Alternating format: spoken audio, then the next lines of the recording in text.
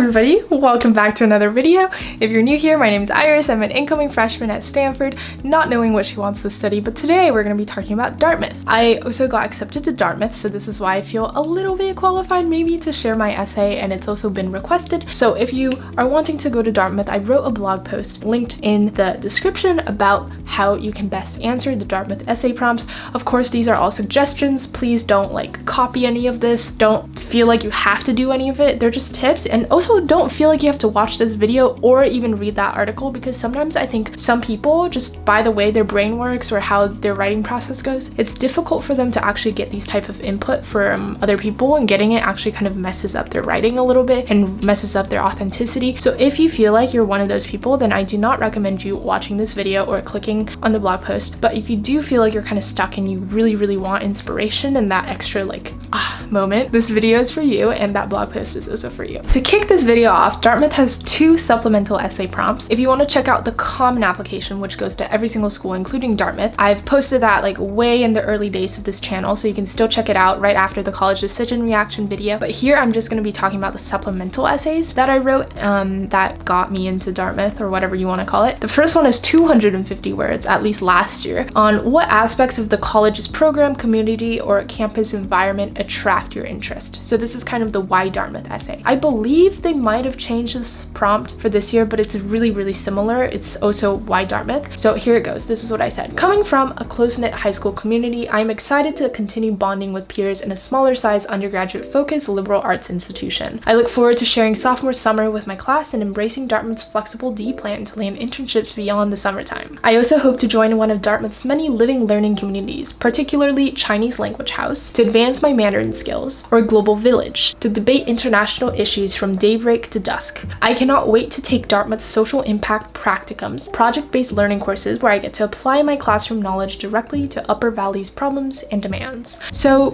I'm going to do a little analysis here. So if you look at my screen, which hopefully you can pause it there if you really want to, you can see how there's a lot of pronouns in there. I have sophomore summer, capitalized S, living learning communities, Upper Valley, Dartmouth's D plan. So all of these are specific to Dartmouth. That's why they're pronouns, because there are programs that are very specific to Dartmouth. So how I actually approached this essay and got it to the point that it's at is I had literally a 3-page research document on Dartmouth's various programs and what they offered. So I kind of had 3 interests at the time. One was global learning, one was internships and stuff, I guess. That's I think what it was. There was some other stuff too, but I ended up just narrowing it down to a few areas. And so I just kind of highlighted the programs that Dartmouth offered that I thought I would enjoy the most, and I just kind of plugged them all into this neat little essay. So this is how I made my Dartmouth essay, very specific to Dartmouth. Notice how you definitely cannot send this to any other institution. So the purpose of this Y School essay is to write a very unique love letter to the school, and make sure that you cannot send it to any other school because it's so unique.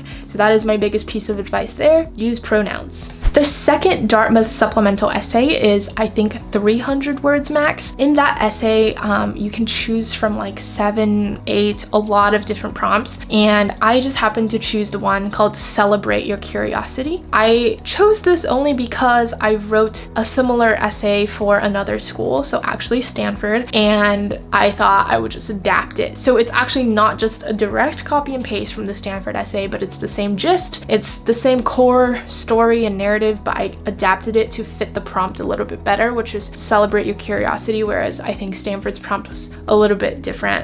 So do adapt your essays, but don't be afraid to reuse or recycle essays. So here it goes. I've never had a dog before, so when I saw Dodo's droopy fur between his hind legs this past summer in Taiwan, I blurted, "What is that?" Iris, those are testicles, my host brother chuckled. Slightly embarrassed, I realized that most dogs in the world are, of course, naturally unneutered. Curious, I dived into the world of dogs, determined to learn why most in Taiwan were unneutered. I wondered if there was a cultural stigma against surgical sterilization. But after some research, I discovered that the disparity in neuter rate between Taiwan and the US was largely an economic result. Gosh, I'm so nerdy. Let's keep going. Taiwanese veterinarians are reluctant to do such procedures, believing that decreasing the dog population would hurt business. Therefore, they charge a hefty price for neutering. In response, Taiwanese dog owners become unlikely to pay for the high-cost procedure, causing the average household dog like Duoduo to grow up naturally. Through exploring the world of dogs, I realized the potential of economic forces to influence societal norms. So far in the essay, you can kind of start to see how my everyday experiences tied into my academic curiosity, which was economics. So I did apply as an economics major, and in this supplemental essay, I really made a strong case for why I was doing that. Let's keep going. I wondered if the converse was true.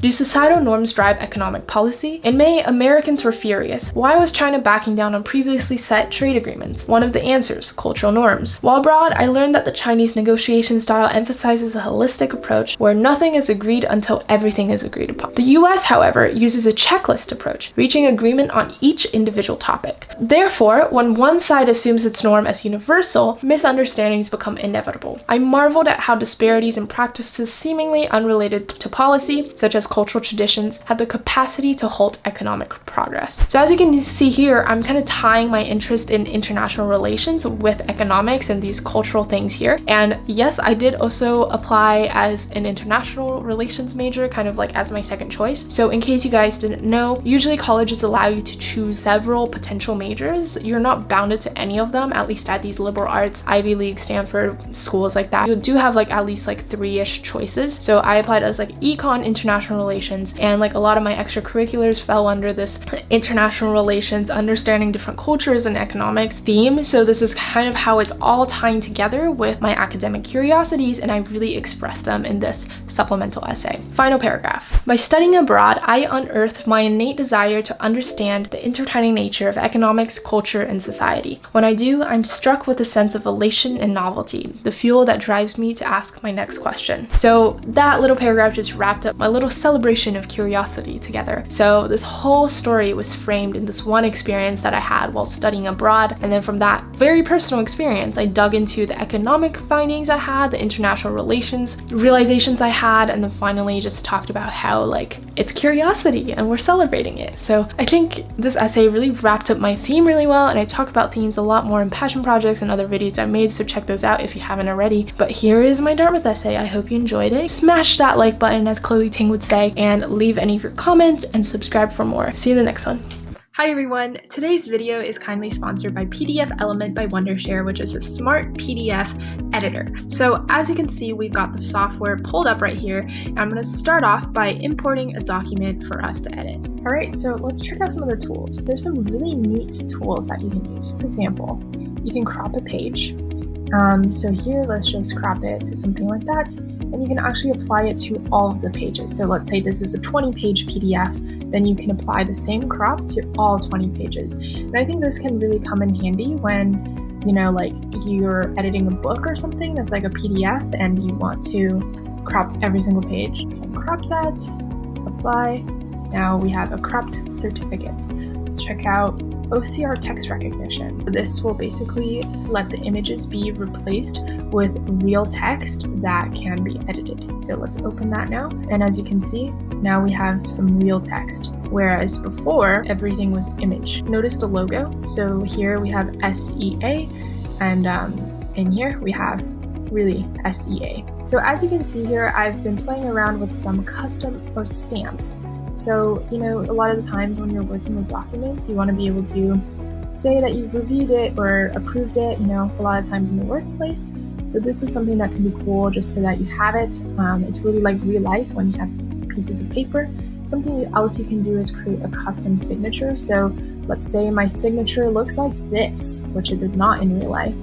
You can click done and add that to wherever you want to sign. So let's say I want to sign right here. Then let's make it smaller, or actually we want to sign on the line, so let's put it right there, and that will be our signature and some colorful stamps. So yeah, these are some cool things that you can play around with, including the crop, the stamps, the custom signature, and the text recognition.